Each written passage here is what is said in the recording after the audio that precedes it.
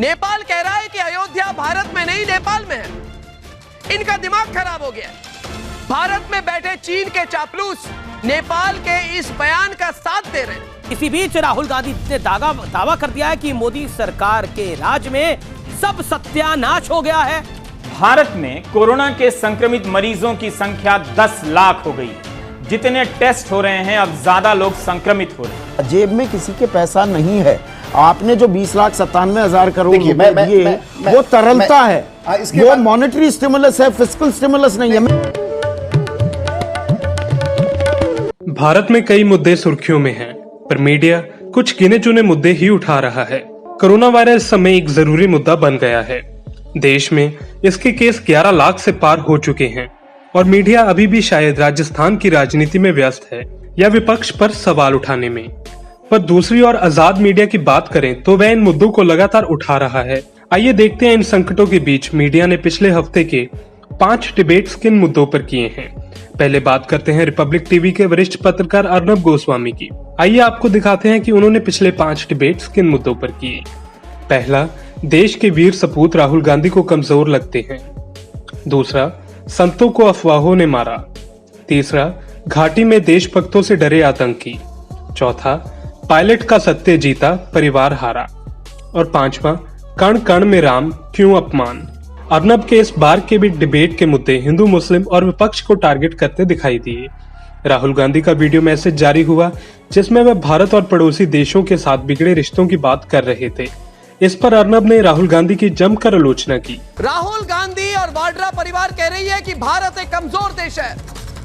जब भारत चीन के सामने खड़ा होकर ललकार रहा है तब सबूत गैंग कह रहा है कि हमारे पड़ोसी देश हमसे मजबूत हो गए हैं।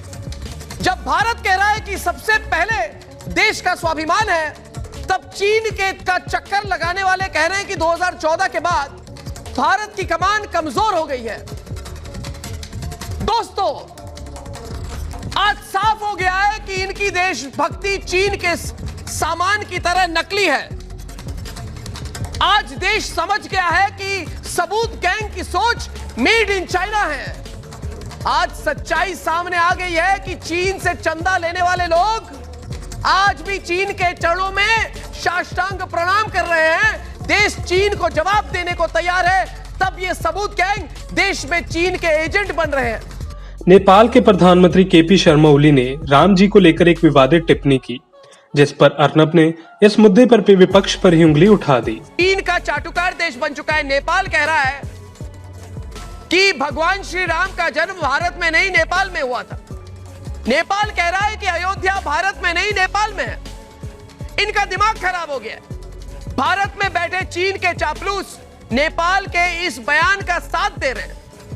नेपाल का विपक्ष इस बयान का विरोध कर रहा है, लेकिन भारत में बैठे चीन के चमचे अपने आका चीन को खुश करने के लिए नेपाल की जुबान बोल रहे हैं।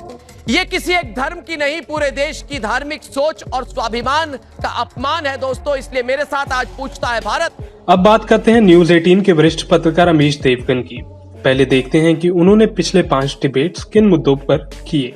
बीजेपी कांग्रेस की डबल टक्कर, घर में मचा घमासान, राहुल है मोदी से परेशान। दूसरा, कोर्ट में पहुंचा कांग्रेस का गृह युद्ध, अब रण होगा। तीसरा, कश्मीर से बंगाल तक बीजेपी के खिलाफ रक्त चरित्र क्यों। चौथा, गहलोत डटे, पायलट हटे, संकट काल में कांग्रेस। और पांचवा, पायलट की क्रैश लैंडिंग, गहलोत की सियासी उड़ान, घर में दरार, बच गई सरकार। अमीश के डिबेट के मुद्दे विपक्ष को टारगेट ही कर रही हैं। अमीश ने भी राहुल गांधी के वीडियो पर उनकी आलोचना की और इन्हीं मुद्दों पर डिबेट भी की। तरफ राजस्थान में सियासी तूफान आ गया है। कांग्रेस वर्सेस कांग्रेस की जंग चरम पर पहुंच गई है और इसी बीच ऑडियो टेप ने सियासी तापमान को और चढ़ा दिया है, बढ़ा दिया है, क्योंकि कांग्रेस एक ऑडियो टेप लेकर आई है और दावा कर रही है कि इस टेप में केंद्रीय मंत्री गजेंद्र सिंह शेखावत की आवाज है, जो गहलोत सरकार गिराने के लिए फोन पर पैसों की डील कर रहे हैं। लेकिन इसी बीच राहुल गांधी ने दावा कर दिया है कि मोदी सरकार के राज में सब सत्यानाश हो गया है। चीन हमारे ऊपर आक्रामक है, विदेश नीति बर्बाद हो गई है, इकोनॉमी चौपट हो गई है, कोरोना में देश का बुरा हाल है। तो उधर बीजेपी कह रही है कि राहुल इधर उधर की बात ना करे, बल्कि अपना घर संभाले, जो काफी बिखरा पड़ा है। तो आज इसी पर होगी देश की सबसे बड़ी बहस। अब बात करते हैं उस मीडिया की जिसे हम आजाद मीडिया बताते हैं, क्योंकि वह सरकार से सीधे सवाल करने की हिम्मत रखता है। पहले बात करते हैं एनडीटीवी के वरिष्ठ पत्रकार रवीश कुमार की। रवीश अपने डिबेट में जनता के मुद्दे उठाते हैं और सरकार की कमियों पर सवाल भी करते हैं। आइए देखते हैं उन्होंने पिछले 5 डिबेट्स किन मुद्दों पर किए। पहला, राजस्थान की राजनीति किस मोड़ पर। दूसरा, जानलेवा साबित हो रही है कोरोना टेस्टिंग में देरी। तीसरा, क्या यूएपीए एनएसए प्रोफेसर आनंद डॉक्टर कफील को जेल में रखने के लिए लगाया गया है। चौथा, जब महामारी इस तरह फैलने लगी तो टेस्टिंग का मतलब क्या रहा। और पांचवा, डॉक्टर कफील, वारावारा राव, अखिल गोगोई क्या असहमति की कीमत चुका रहे हैं।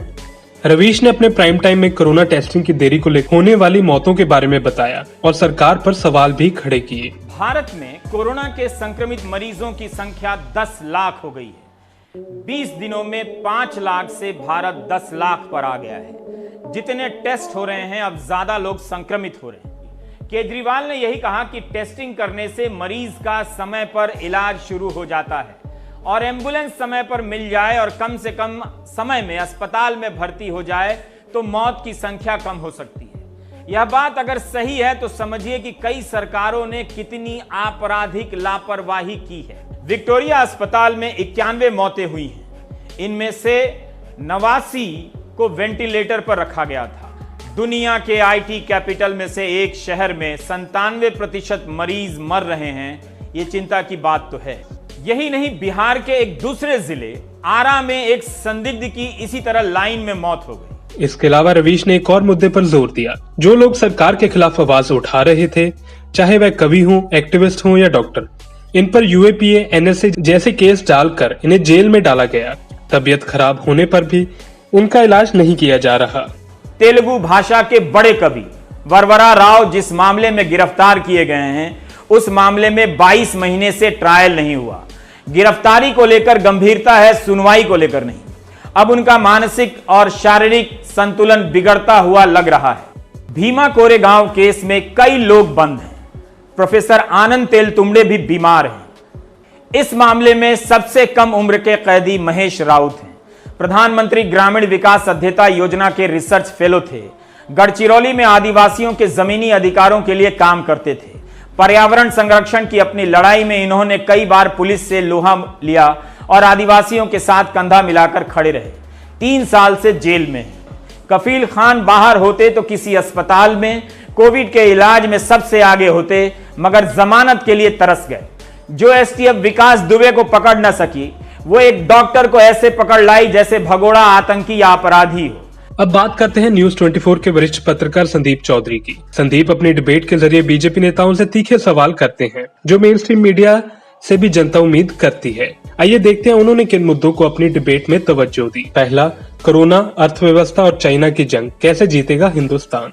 दूसरा, राजस्थान टेप कांड का मुजरिम कौन।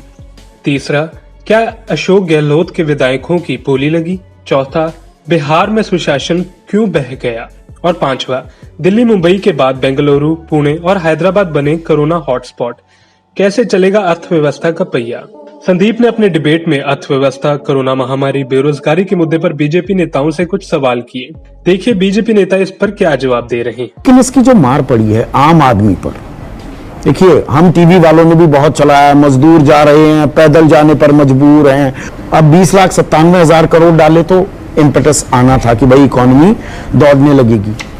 पर आज की तारीख में क्या आम आदमी, मैं अपनी बात नहीं कर रहा हूं, मैं सबकी बात कर रहा हूं, आम आदमी में lower middle class, upper middle class, middle class और गरीबों की मैं बात कर रहा हूं कि 80 करोड़ लोगों को 5 किलो अनाज या मतलब गेहूं या चावल और 1 किलो दाल दे दी, वहां पर बात खत्म है।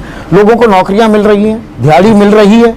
लेकिन सवाल है कि इस पूरे परिस्थिति के लिए क्या भारत की सरकार जिम्मेवार है या कोई व्यक्ति जिम्मेवार है। ये परिस्थिति तो किसी ने कोविड को बुलाया तो था नहीं, और ऐसा नहीं है कि कोविड से भारत में ही आया, पूरी दुनिया में है। उस ट्रॉमा नहीं, बट ट्रॉमा केयर में भी देखिए सारे दुनिया के बड़े बड़े अर्थशास्त्री राजीव प्रताप रूडी कहते हैं कि संकट काल में जेब में पैसा देना होगा। जेब में पैसा आएगा तो खर्च होगा, तो डिमांड बढ़ेगी, तो पहिया चलेगा। जेब में किसी के पैसा नहीं है। आपने जो 20,97,000 करोड़ दिए वो तरलता है, वो मॉनेटरी स्टिमुलस है, फिस्कल स्टिमुलस नहीं है। कहने के लिए 3 लाख करोड़ है। ये सरकार अच्छा करेगी, देश की सरकार को सरकार में भरोसा होगा, इसका परिणाम क्या निकलेगा, राज्य सरकारें कैसे रिस्पॉन्ड करेंगी, ओवरऑल हम इस पूरे लड़ाई से कैसे लड़के निकलते हैं, ये सब तो समय के साथ बता हमने आपको दोनों तरफ के मीडिया के डिबेट के मुद्दों में फर्क दिखाया, कौन किससे सवाल कर रहा है ये भी आपने देखा। हम यही उम्मीद करेंगे कि मीडिया दूसरे मुद्दों को तवज्जो दे और सत्ता में बैठी पार्टी के नेताओं से सवाल करेगा और इन मुद्दों का समाधान निकलवाने में मदद करेगा। Bureau report, Punjab today TV.